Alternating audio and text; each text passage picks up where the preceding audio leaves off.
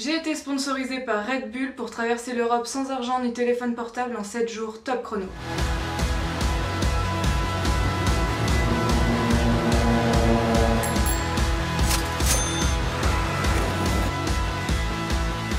Mon équipe et moi avons parcouru plus de 2000 km, traversé plus de 7 pays, et ce en moins de 6 jours.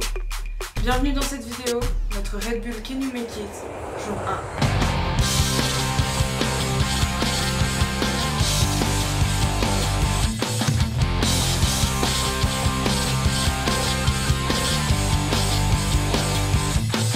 Alors pour situer un peu dans le contexte, on n'était pas moins de 200 équipes à prendre part à cette compétition. Comme point de départ, 5 possibilités: Rome, Manchester, Stockholm, Madrid, Budapest. Un seul point d'arrivée, Amsterdam.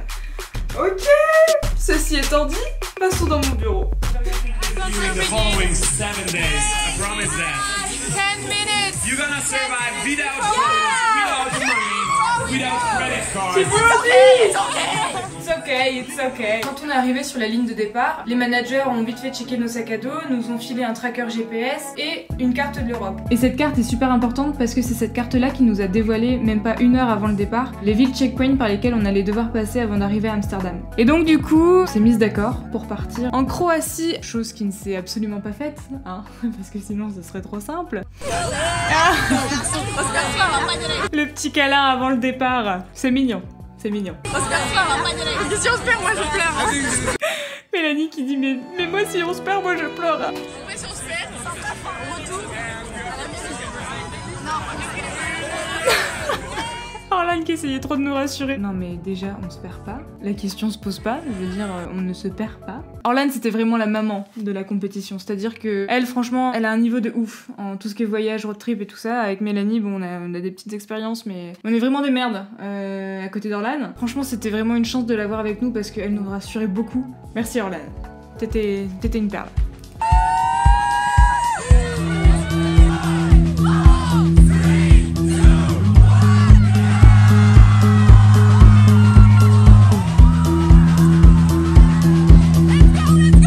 De partir complètement à l'opposé des autres, ça nous a été bénéfique parce que on a trouvé un taxi, mais genre à même pas 30 mètres. Ça fait même pas 1 minute qu'on a commencé.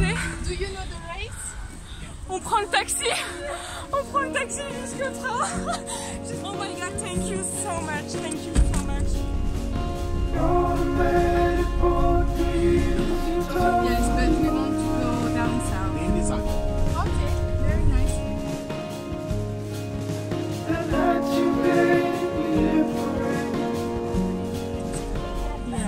That's crazy. Yes, I think we are the first now. Yes, thank you. We are definitely the first. On descend de notre premier taxi. Elle espère en reprendre un pendant le voyage ou Non parce que ce sera le dernier, hein. Je préfère être honnête avec toi. C'est ton dernier taxi meuf. Et on va chaudement remercier ce taxi qui nous a gratuitement amené jusqu'à la gare.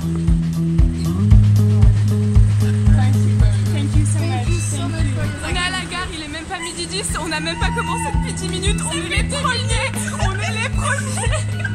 Let's do it. On va échanger des canettes contre un train et obligé ce soir on est à Zagreb. Let's go. Alors on arrive devant les panneaux de la gare. Alors on a cherché un train pour Zagreb. Le fait est qu'on en a trouvé un, mais qu'on l'a pas eu. Pourquoi? Parce que je pense qu'on n'a pas été assez déterminés et on n'a pas osé faire du forcing dès le premier jour. Donc on a été un peu expliquer le rôle de la compétition à la meuf au guichet et elle n'a eu rien à taper. On s'est dit bon bah merde, on est niqué, fraudé dans les pays de l'Est, on sait pas trop comment ça peut terminer. Dernier truc qui nous reste à faire finalement c'est du stop. On a pris plus de 6 voitures différentes. Wow. This is a nice long. Big one, it's Yes. Beautiful. 80 kilometers long. Wow.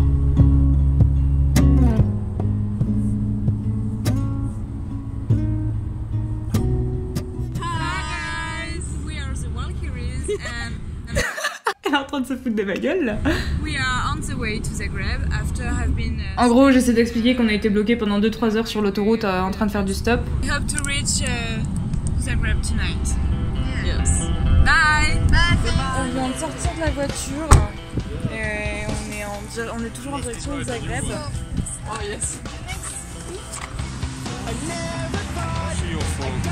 Podgorica and Lithuania is the border. Now, right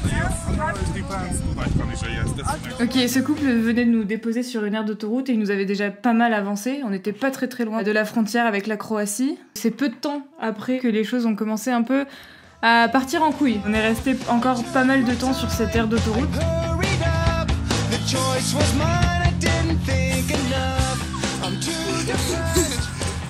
Avant qu'un Roumain avec un camion un peu chelou nous prenne en stop.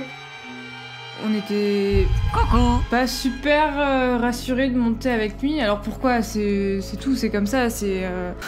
ça passe pas du tout sans vidéo, Mélanie, t'es au courant quand même.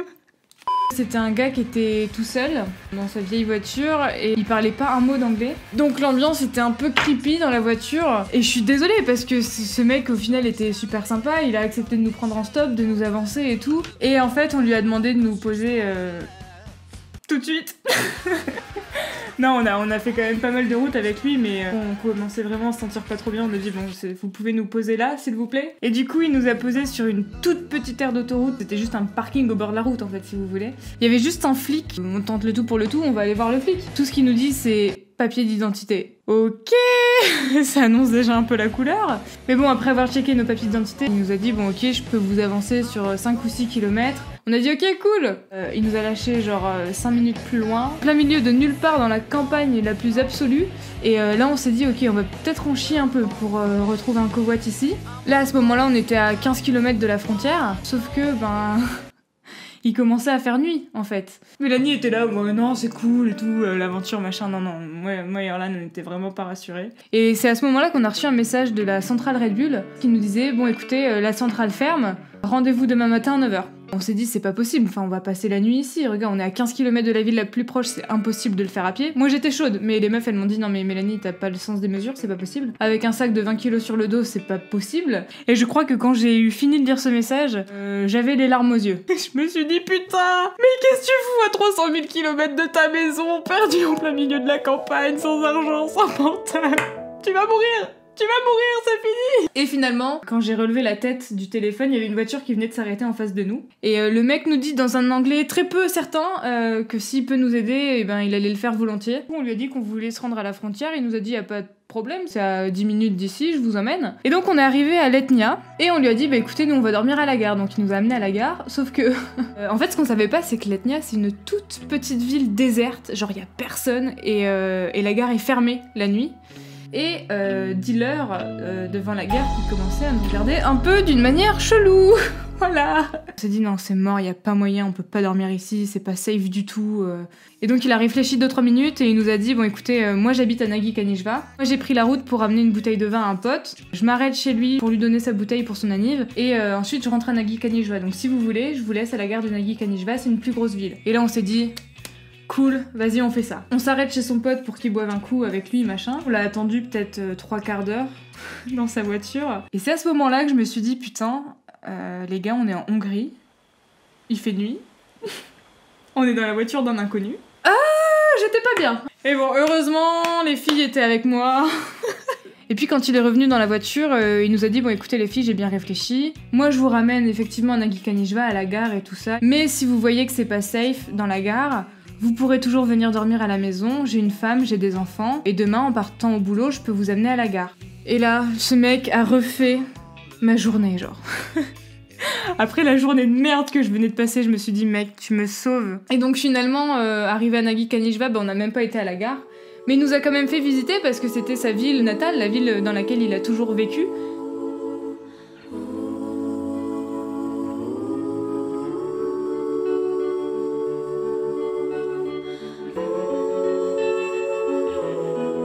Et puis vers 11h30, minuit, on rentre chez lui. À ce moment-là, il y a sa petite femme qui sort sur le perron, mais genre trop mignonne. Elle voit son mari qui rentre déjà tard le soir. Derrière, il y a 3 gonzesses qui sortent avec des énormes sacs à dos. Et elle garde un calme, mais impartial. Elle arrive vers nous d'une gentillesse inouïe et elle nous dit « Oh, hi, hello, what's your name ?»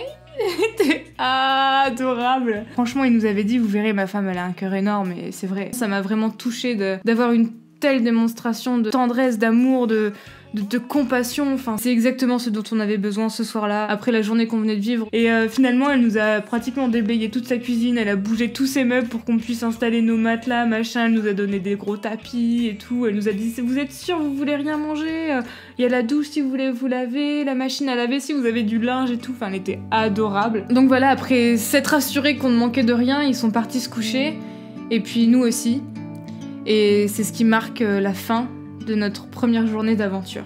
Et première journée sacrément mouvementée. À mes yeux, ça a été la pire journée, parce que je pense que l'erreur majeure qu'on a faite, c'est de se dire ok, ben, on les nique tous, on est en compétition, on se la joue perso, c'est chacun sa gueule et Dieu pour tous. Et en fait, non, bien sûr que non, on se la joue pas perso, t'es dans une compétition internationale, t'as la possibilité de rencontrer des gens qui viennent du monde entier. Si on voulait faire ça que toutes les trois, et ben on aurait dû pas faire ça dans le cadre du Simi, mais faire ça toute seule de notre côté comme des connasses. Il faut qu'on le vive et qu'on partage ça avec d'autres personnes, ça nous fera juste des souvenirs à vie. Et c'est exactement ce qu'on a fait dès le lendemain, et on a fait des rencontres assez exceptionnelles. Mais je vous garde ça pour les prochaines vidéos, peut-être la semaine prochaine. Non.